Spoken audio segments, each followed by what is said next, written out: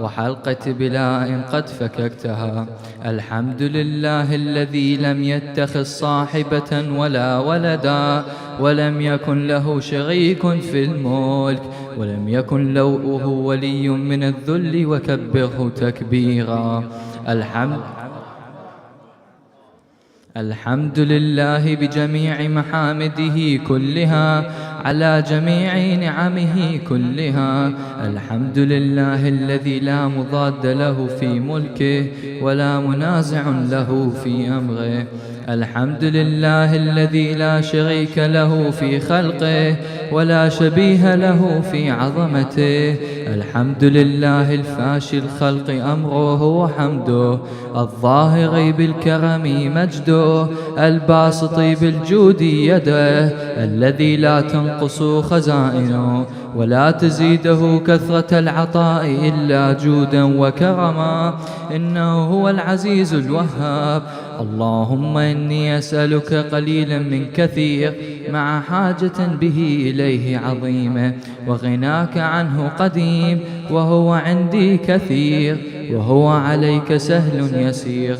اللهم إن عفوك عن ذنبي، وتجاوزك عن خطيئتي، وصفحك عن ظلمي، وسترك على قبيح عملي، وحلمك عن كثير جرمي، عندما كان من خطئي وعمدي. أطمعني في أن أسألك ما لا أستوجبه منك، الذي رزقتني من رحمتك، وأريتني من قدرتك، وعرفتني من إجابتك، فصرت أدعوك آمنا، وأسألك مستأنسا، لا خائفا ولا وجلا، مدلا عليك فيما قصدت فيه إليك. فإن أبطأ عني عتبت بجهلي عليك، ولعل الذي أبطأ عني هو خير لي لعلمك بعاقبة الأمور. فلم أرى مولا كريما أصبر على عبد لئيم منك علي يا رب. إنك تدعوني فأولي عنك، وتتحبب إلي فأتبغض إليك، وتتودد إلي فلا أقبل منك. كان ليتطول عليك، فلم يمنعك ذلك من الرحمة لي، والإحسان إلي، والتفضل علي بجودك وكرمك.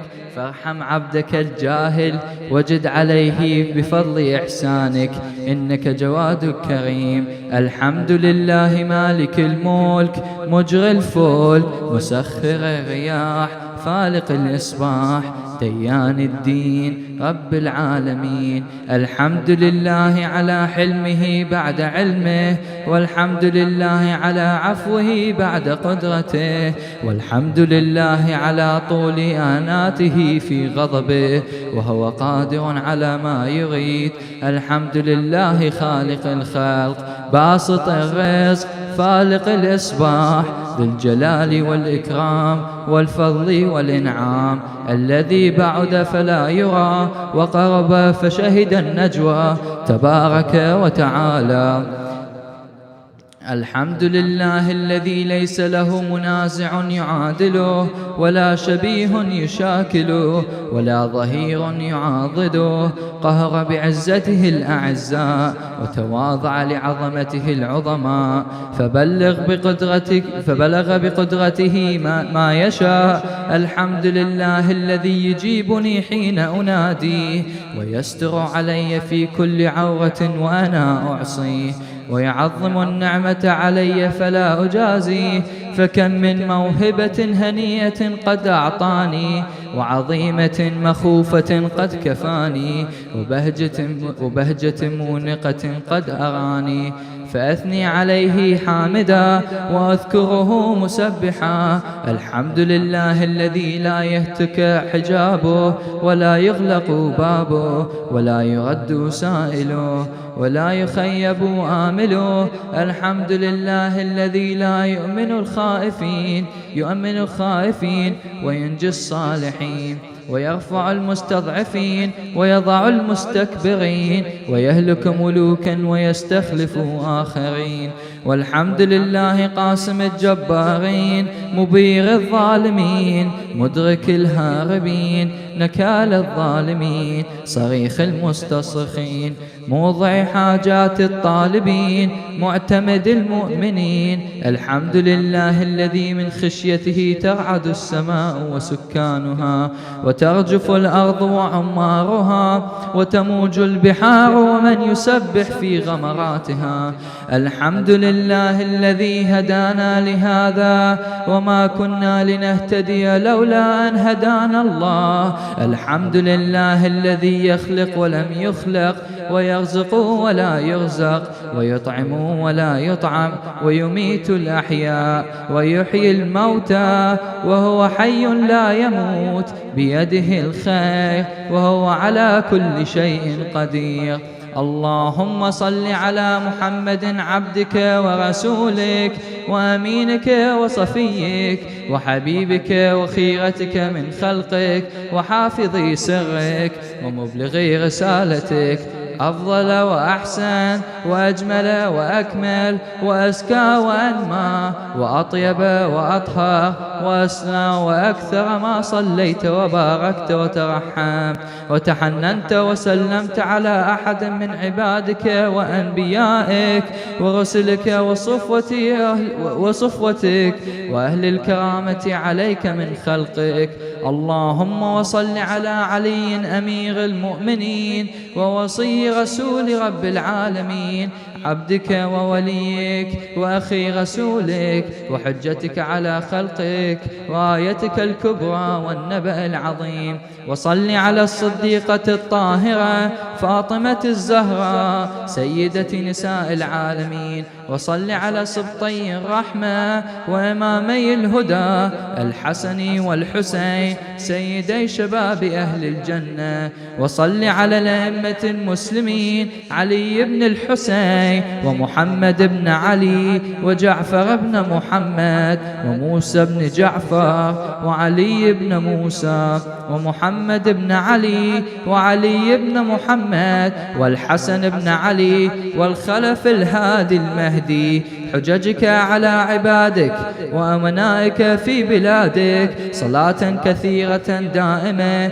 اللهم وصل على ولي أمرك القائم المؤمل والعدل المنتظر، وحفه بملائكتك المقربين، وأيده بروح القدس يا رب العالمين.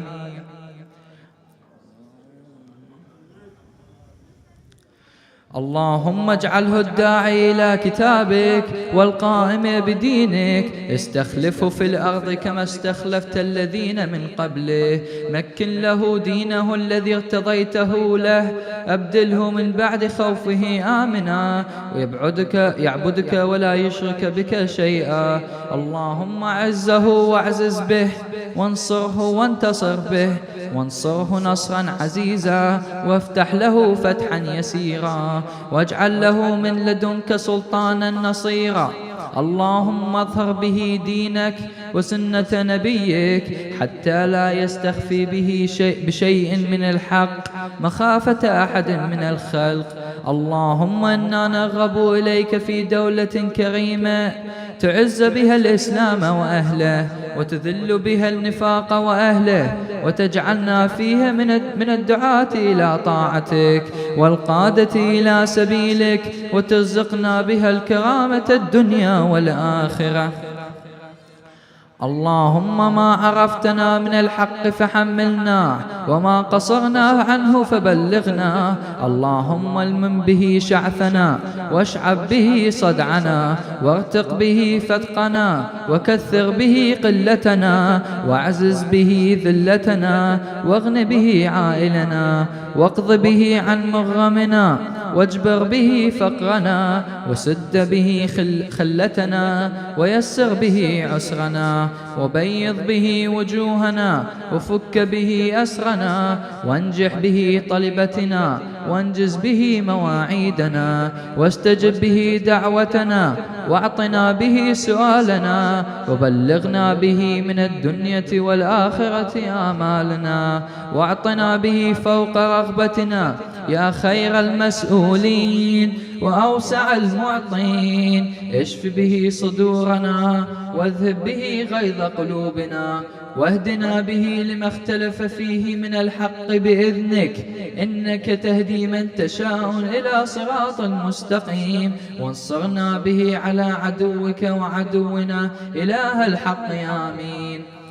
اللهم إنا نشكو إليك فقد نبينا صلواتك عليه وآله، وغيبة ولينا، وكثرة عدونا، وقلة عددنا، وشدة الفتن بنا، وتظاهر الزمان علينا. فصل على محمد وآله، وعنا على ذلك بفتح منك تعجله، وبضر تكشفه، ونصر تعزه، وسلطان حق تظهره، ورحمة منك تجللناها، وعافية منك تلبسناها، برحمتك يا أرحم الراحمين. صلوات.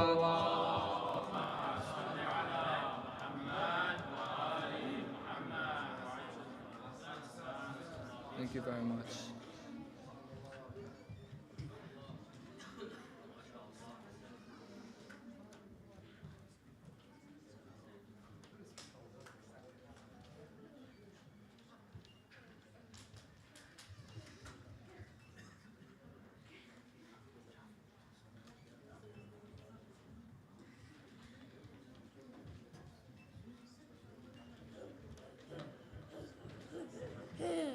Hey you.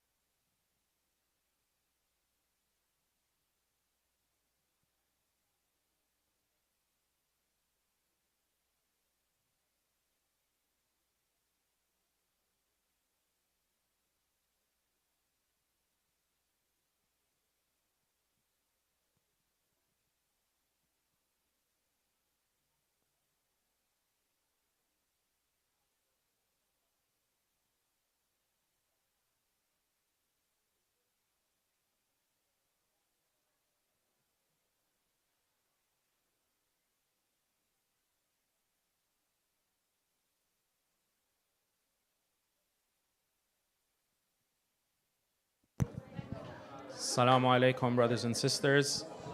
Taqabbalallah a'malakum. I guess the only announcement really is that Eid is either going to be on Friday or Saturday, depending on the moon sighting. It seems most likely Friday, but there's still a possibility that it's Saturday. So inshallah, we'll let you know Thursday night, depending on the moon sighting. But either way, our celebration is going to be at Yorba Regional Park, starting at 9 a.m. with takbirat, and then Salatul Eid, and then potluck celebrations, and it'll end with Dhuhr and Asr prayers.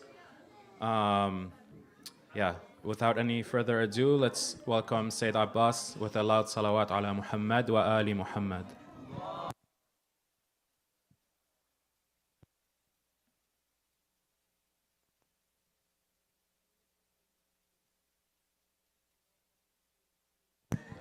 Station 3 at Yorba Park, yes.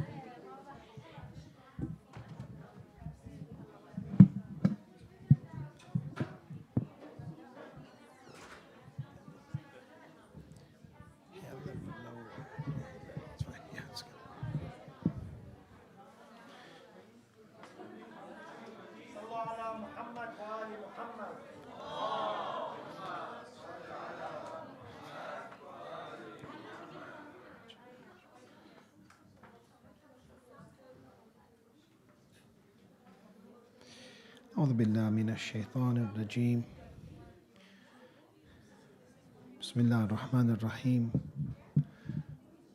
الحمد لله رب العالمين والصلاة والسلام على أشرف الأنبياء والمرسلين سيدنا ومولانا أبي القاسم المصطفى محمد اللهم صل على محمد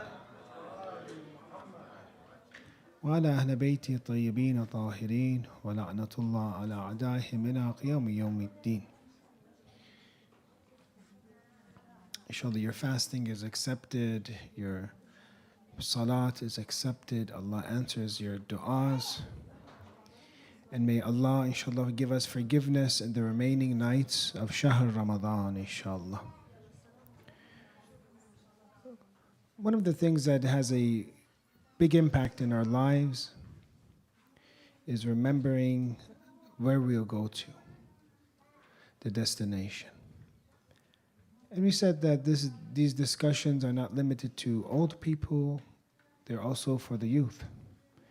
Because everyone has to know where they will go to, why we are created, and where we will go to. What is the al-ma'ad? What is the return?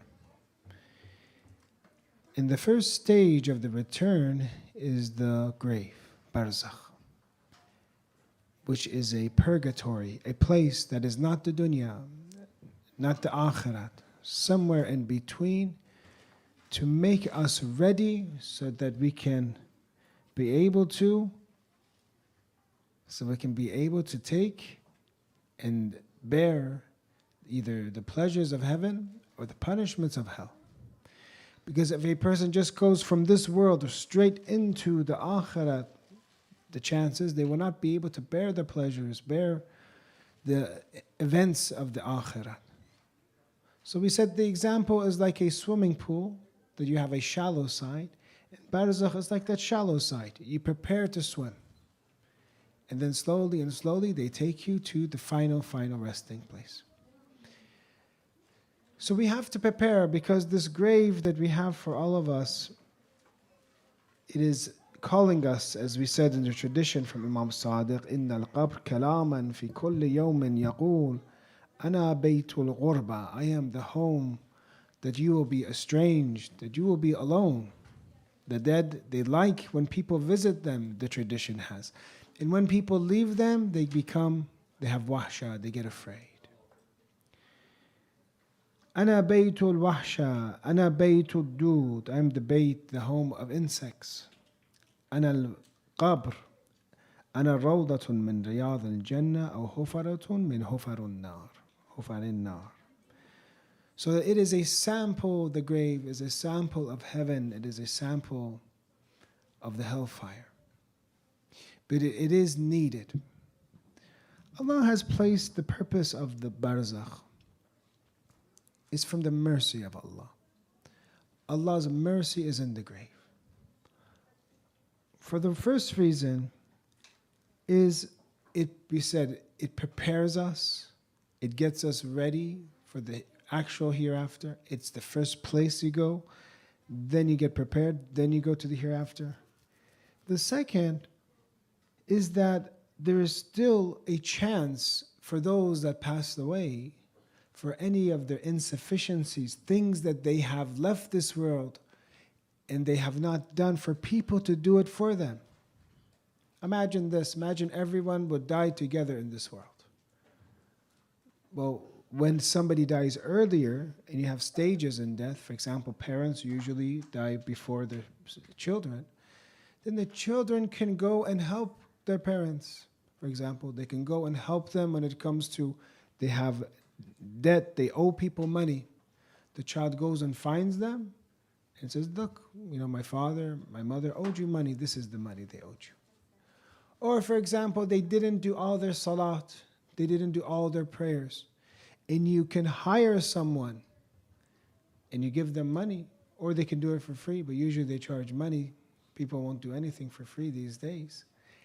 And they will do 1 year, 2 years, 5 years, whatever years of praying salat. And it helps them. Or for example, Hajj. They had a Hajj that was wajib. They never went to Hajj. So you see how beautiful barzakh is. It means that you can still help them before the day of judgment. And you can assist them with their wajibat, with their different actions.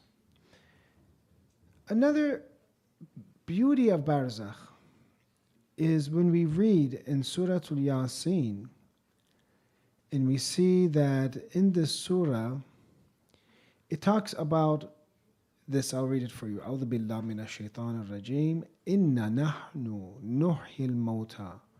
Indeed, it is we who revive the dead. All over the Quran, you see these statements that Allah gives life to the dead. Why? Maybe because the problem that the polytheists had was that how can God give life to something that's dead again? There's so many examples in the Quran that the same Allah that is capable of creating the first time can give life again to this body. It's no problem. Sometimes the Quran has examples of this, like a barren land that is dead and rain comes, what happens? We had this recently in California, many places that actually is interesting. I was looking at sometimes satellite pictures of the maps, and all the areas where it's barren, it's all green now. But when you look at the satellite images from it's usually from 6 months ago or a few months ago, it's all deserty, sandy. So because of this rain that we have, everything, mashallah, is right now growing. In LA, and Allah gives life. Very clear example for us here in Southern California, that you see places where you didn't even think where the seeds come from, where the plants come from, the water, and now it's growing. There's vegetation. So Allah gives these examples in the Quran that yes, just like this land that was dead, we gave it life. Same thing for humans, no problem. So the verse continues, وَنَكْتُبُ مَا قَدَّمُوا. How beautifully Quran says, we record مَا قَدَّمُوا, what you place forward, what you'll place forward for yourselves. Meaning your actions, not only are they actions, in reality all they are things that you're sending forward for yourself. Imam Ali alayhi salam in Nahj al-Balagha gives an example of charity, that when you are giving someone money, charity, all they are doing is taking that from your hands and delivering it to you where you need it. That's all that's happening. When you check in your bags to the airport, what good feeling it is, especially when you don't have excess baggage. You find out you're right at the limit of excess baggage, how good that feels. And they take your bags and you check in, and then you don't have those bags anymore, but then when you get to your destination, then you get your bags. What a good feeling. You don't have to carry those 2 or 4 or 6 suitcases that you take on your trip, and they deliver for you. Sadaqah is the same thing. So we see ma qaddamu, what you send forward for yourself. All you're doing, that money you earned, Allah gave you your rizq, you're just sending that forward for when you need it the most. Then the Quran says وَآثَارَهُمْ, and this is what we're talking about. And the effects. What's the difference from ma qaddamu and وَآثَارَهُمْ? Actions are of 2 types. There are actions that don't really have a trail. Actions that just end, like my own salat maybe. I just do salat at home. When I die, okay, I get rewarded for that, but it doesn't have a trail for me, that salat. But if I come and pray with others and teach others how to make salat, does that have a trail? Has athar, has an effect. And as long as that effect is happening, you taught somebody how to pray. Or you showed them, for example, a website, how to pray, for example. And they pray. That effect is for you as long as they are praying, because you helped them out, even if it's a little bit. Or sometimes it's a lot. And they pray, and they pray. And then they show someone else how to pray. And they teach someone else how to pray. The athar is endless in this world. That's good for us and also bad for us. God forbid if somebody makes a bid'ah, innovation, and they keep doing it over and over and over, that person will be punished more and more and more. Right? If you make something up, if you do a sunnah sayya'ah, you cause something that was bad. Some of the sins that we have, one person started it. I'm not going to mention right now, but some of the sins we have, one person started this, and the whole city started following, and then other people started following. They're the first people to start this huge sin. So you see, the effects of actions, either bad or good, but hopefully, as for the Salihin, the effects of action are something very good. Because if we're all to die together on one day, and there is no barzakh, that would mean that those effects that you have would not affect you anymore, because the world would be over. So the fact that Allah has people die, and then they go to the grave in purgatory for now, and they just get the effects of what they do, that's a good rahmah for them. It also encourages us to not only think of ourselves, to do actions that help society. Not to just be individual actions that are, again, trailless, endless. Do and perform actions that will have athar. One of the great actions, we'll mention some of these, is teaching. Teaching. Helping someone be literate. Helping someone with, for example, learn more about this world. This is all knowledge. But obviously the best of knowledge is teaching someone about their religion and guiding them. And this religion has a big effect. They become guided. They know the truth. Therefore, they share this knowledge with others, and they share this knowledge with others. They say once Imam Hussein alayhi salam had a child. And this child went to school, had a teacher. And the teacher taught him, Alhamdulillahi Rabbil Alameen, in this story. And Imam Hussein alayhi salam gave this person, this teacher, 1,000 coins and 1,000 shirts, what I remember. And people were surprised. They said, you gave him, he just taught one sentence, Alhamdulillah, all praise is due to Allah. And he was surprised. And he says, basically, do not be surprised. Rasulullah, when someone taught Bismillah ar-Rahman ar-Rahim, promised the teacher heaven, promised the parents heaven, and promised the student heaven. See the effect of teaching and the reward of teaching. Or for example, starting a good sunnah.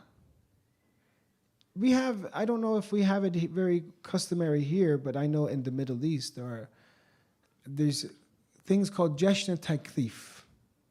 That when a child becomes 9 years of age, there's a gathering they have, a celebration, that now this girl that's 9 has mukallaf. Now she's reached the age where salat becomes wajib for her. Fasting obviously is lunar, right? All these things becomes wajib. Hijab becomes wajib. So they say that actually one of the ulama, he started this just it's not nothing adding in religion, just adding a sunnah, a way that he added, that when girls become at this age, at this age they would have a jashn, or for example a good, you could say a gathering, a happy gathering, and it causes encouragement. And today, because from this alim, this happened maybe 500, 600, 800 years ago, they still have this celebration, and it encourages the daughters to have taklif, to have hijab, to have salah, to have fasting when they reach that age, for example. So when you start something that's good, and especially I believe that we have this very important responsibility, and we could even say an advantage, that as Muslims in a non-Muslim country, that you can also focus more on the athar, the effect of your actions. You can help to introduce Islam to the US, where many people have not heard of Muslims. You can introduce the names of Ahlul Bayt alayhimus salam to this country. And what happens then? You have that opportunity to affect so many lives, so many people. And then when we are in the need of those actions, they'll say, oh, look, they were one of the pioneers in this land with spreading the name of Ahlul Bayt, Allah reward them. Maybe they'll have your statue somewhere there, or your picture somewhere there, that Actually, eventually the entire world will become Muslim and will be followers, inshallah, of Imam Mahdi. But they remember you. Said, look, these were the first community that they had a center here, and they had programs in English, for example. And these are effects, good effects. So one of the purposes of Barzakh is for us to be encouraged, you can say, it's a rahmat of God, to do good actions and see the effects of these good actions. We'll talk about some, more of these, inshallah. Let's give another salawat ala Muhammad wa ali Muhammad. Imam Sadiq alayhi salam, in tradition, has خير ما يخلفه الرجل بعده ثلاثة. There are 3 good things for a person to leave. We said the effects. One is waladun bar, to leave a good child. If God blesses us with a child and we help them and give them Islamic teachings and training and they become a good person, then that child, daughter or son, will be one of the great things to leave behind in this world, because they will be remembering their parents, they'll be doing Surah Al-Fatiha for them. They'll, for example, be reading saying Quran for them, giving charity for them, making up their wajibat for them. One of the good things to leave in this world are children. So it says, waladun bar yastaghfirullah, seeks forgiveness for his father or the parents. وَسُنَّةٌ خَيْرٌ يُقْتَدَى بِهِ فِيهَا, or a good sunnah, a good way, teaching, writing, even something like making videos, something, whatever, and that stays, and whoever watches that, they get guided, they remind themselves of God. That's a good way. وَالصَّدَقَةُ تَجْرِي مِنْ بَعْدِهِ, or sadaqah jariyah. For example, what happens is you leave sadaqah charity, but you leave not only you just give your money just to one person, you do it in a way that it continuously is helping you. For example, one of the examples is when you help purchase a center, or back then they would sell some of the bricks of the center, for example, or a masjid, or a place. As long as that place you helped out to buy it, as long as that place people are worshiping, 500 years later, 1,000 years later, you're getting a reward for helping out in that center. And also, any center, it doesn't matter about purchase, you're just helping them. And the fact that you're helping the center, and it thrives and thrives and thrives and becomes larger and larger and larger, you are one of the founders or participants or helpers of that center. And later on, as that center continues to have their programs, you will be rewarded. So sadaqah, that's jari, and it keeps continuing. One of the issues that we have, and I think we need to address this in this culture, is that many of us forget those that have deceased and those that are in need in the grave. And I know that many Muslim countries, there is this culture of remembering them and giving them gifts. A lot of times we have people, either their parents or grandparents or friends or family, pass away, and days go by without remembering them, forgetting them, and not giving them a gift, and not making them participate in your actions. And it's so easy, all it takes is intention. Let me give you a hadith it's a warning hadith. Some, they are good children in this world. They're good to their parents. But then when their parents leave and go to the other world, then they're bad children. The hadith is this: إِنَّ الْعَبْدَ لَيَكُونُ بَارًّا بِوَالِدَيْهِ فِي حَيَاتِهِمَا ثُمَّ يَمُوتَانِ فَلَا يَقْضِي عَنْهُمَا دُيُونَهُمَا وَلَا يَسْتَغْفِرْ لَهُمَا فَيَكْتُبُهُ اللَّهُ عَاقًّا. There are people, they were good children. When their parents were alive, they were good to them, they respected them. But now look, the parents or the grandparents or family members, especially parents, they have passed away. And you have completely forgotten them. You don't seek forgiveness for them. If they had money, they owed people, you don't take care of that for them. then they're happy of you in this world, but in the hereafter they're not happy. They're aq. Aq means that they're not happy with you anymore. Why? Because the hereafter is a place that we sincerely need. We sincerely need help. Let me show you in some of the narrations that we have. In the hereafter, the Prophet of Islam, there's this tradition that we read that the Prophet of Islam mentions how much need there is in the Day of Judgment, in the grave. He says, "Ma lil mayyit fil qabr illa kal ghariq." The mayyit is like that person that is drowning. The Prophet of Islam in Hadith says, the person that's in the grave because of the pressures of the grave, the questions of the grave, the chastisements of the grave, and because they're going to be pure for the next world. They're like a ghariq, a person that is drowning.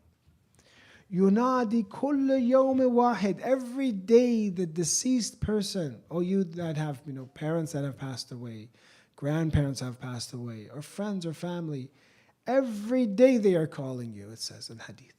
Every day they're asking, بِصَوْتٍ حَزِينٍ وَبَاكِينَ, crying, because it's not late yet. It's not too late. It's late for them to make actions for themselves, but they're trapped in the dirt. And the Day of Judgment hasn't started. There's ways to help them. Because in the tradition, they asked Imam Sadiq alayhi salam, what if somebody is going to be punished in the grave, for example? Do our actions help them? The Imam says, yes, basically. It does help them with their punishments. Isa alayhi salam, I told you this, I addressed this story that Jesus alayhi salam, Isa alayhi salam, saw somebody in the grave and he was being punished. 1 year he comes back and sees that same person and he's not being punished anymore. And they ask why. He says to them basically that the person had a good child that was, beneficial for them, a good child. So every day the dead are asking and calling, every day. It says, Ya ahli, wa ya wuldi, my family. It's not only, children, my family. Ya wuldi, my children. Ya abi wa ya ummi, wa ya aqrabai, whoever is close, i'tifu, help, send love. Alayna yarhamukumullah, send for us love, send for us hadiyah, send for us gifts, yarhamukumullah, may Allah have mercy upon you. Every day they're saying this. And then the Prophet of Islam began to cry in this tradition and could not talk anymore when he said this tradition. أولئك إخوانكم في الدين فصاروا ترابا رميا بعد السرور والنعيم ينادون بالويل والثبور. They were your brothers, they are your brothers. And now today they're under the dirt basically. They were happy at one time in this world, but now they're under the dirt.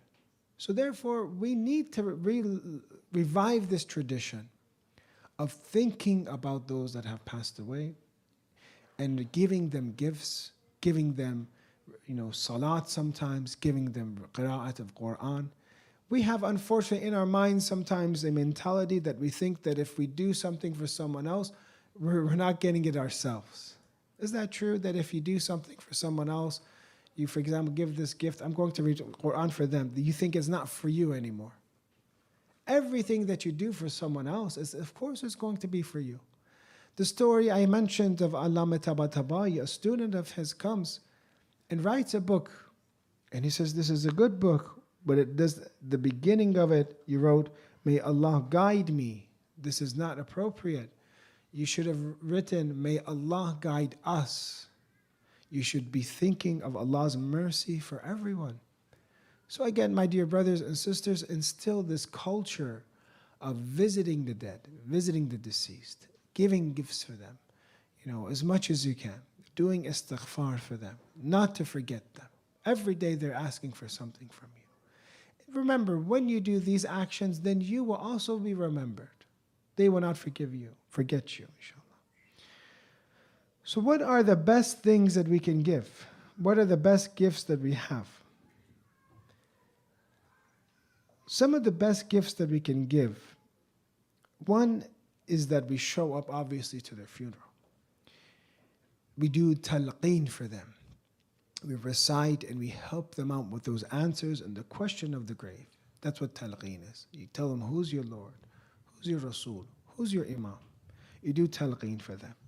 2, you help them out if they have any needs in terms of in debt, salat wajib, fasting, hajj, you help them out. 3, you help them when it comes to asking for forgiveness. 4, you do salatul wahsha for them. Salatul wahsha is one of those salats that when you do it, it expands the grave.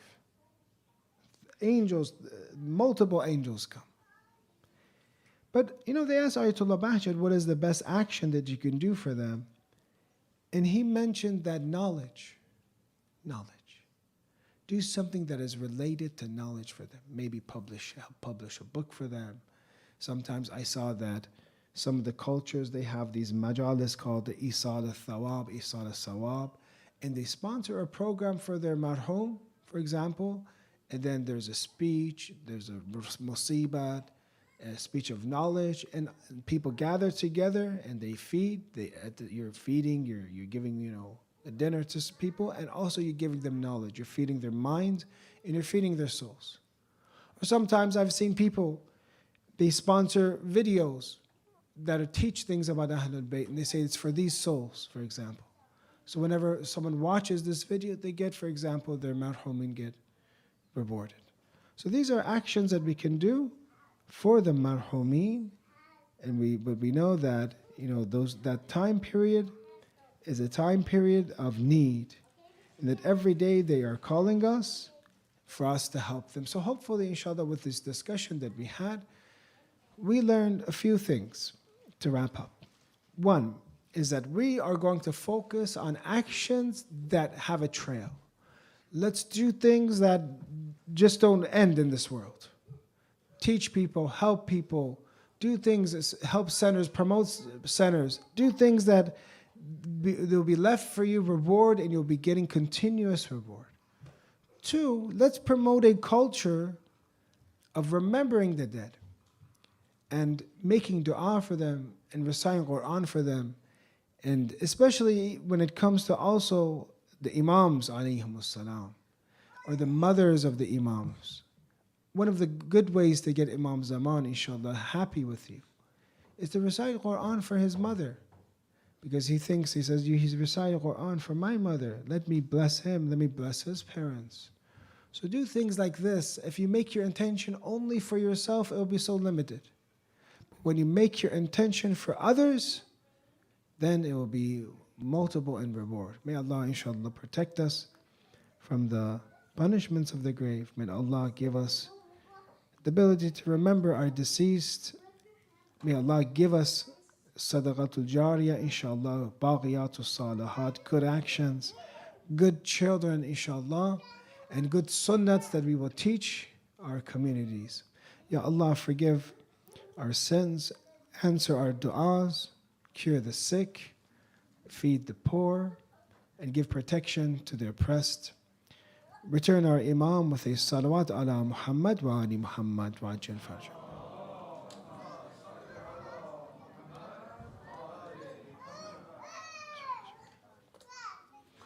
If I can stop the streaming, we'll open up for Q&A.